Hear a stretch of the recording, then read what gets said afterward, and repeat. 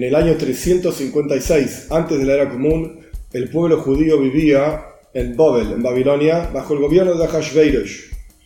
El primer templo estaba destruido, el segundo templo todavía no estaba construido, estaban en el medio de los 70 años que el pueblo judío pasó en el exilio.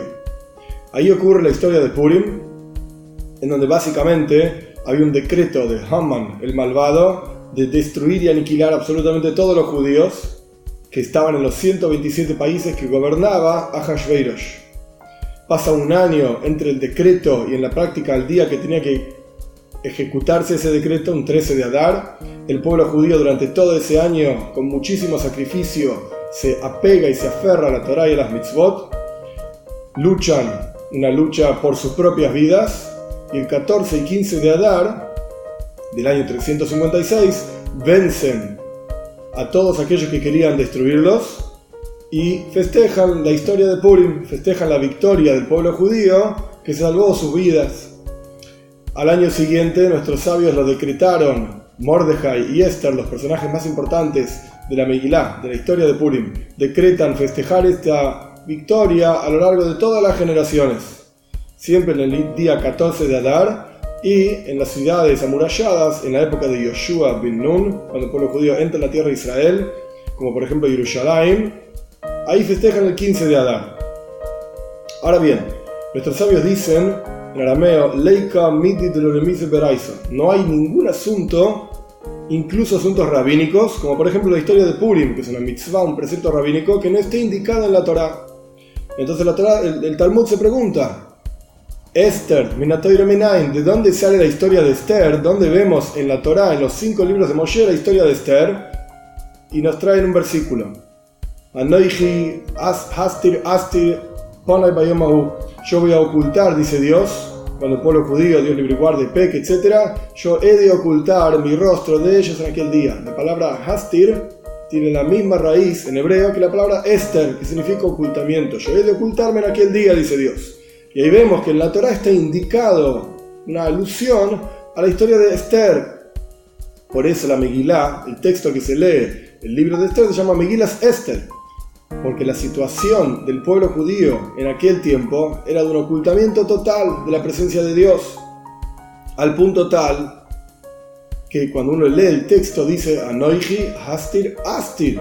Yo, mal traducido, he de ocultarme, dos veces la misma palabra, que en hebreo es normal hablar de esa manera, pero el Baal Shem Tov, el fundador del movimiento hasídico, enseñaba que hay un doble ocultamiento. No solamente la presencia de Dios está oculta, sino que está oculto el hecho mismo de que la presencia de Dios está oculta. La persona ni siquiera se da cuenta que está viviendo una vida en donde la presencia de Dios no está revelada. Ahora bien, con esta idea vamos a entender una de las razones, por lo menos, por las cuales el nombre de Dios no es mencionado ni siquiera una vez en todo el libro de Esther, en toda la Megilat Esther. Incluso cuando uno escribe una carta, arriba de la carta pone Be'ezras Hashem, con la ayuda de Dios, uno hace alguna referencia al nombre de Dios. Pero en todo el libro de Esther, que es uno de los 24 libros del Tanaj, de la Biblia entera, no está el nombre de Dios. Es el único libro que no tiene ninguna alusión al nombre de Dios.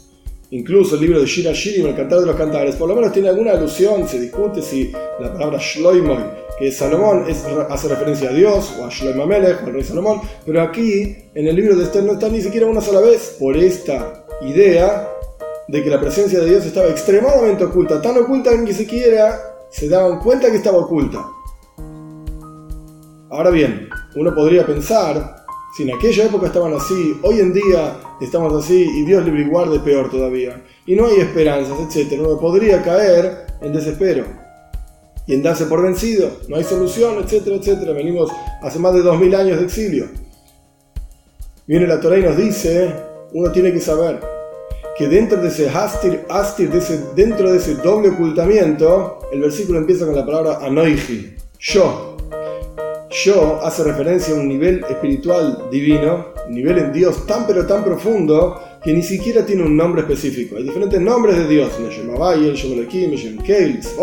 hay montones de nombres diferentes que indican cada uno diferentes niveles espirituales, pero el nombre Anoichi, yo, es tan elevado que ni siquiera nombre tiene. Hace referencia a la esencia misma de Dios. Uno tiene que saber que en todo momento uno tiene potencial, que incluso si se encuentra en este doble ocultamiento, uno mismo, o uno ve a otra persona, otro Yehudí que se encuentra en ese doble ocultamiento, que ni siquiera es consciente de que la presencia de Dios está oculta, tiene que saber que dentro de ese ocultamiento está el Anoiji, está el yo, está la presencia de Dios, y está en el potencial de cada uno de nosotros. En el interior de cada Yehudí, la posibilidad de revelar esa presencia de Dios y vivir una vida mucho más significativa, siendo consciente de que somos enviados de Hashem en este mundo para generar y hacer de este mundo un lugar en donde la presencia de Hashem esté revelada. Chag Sameach.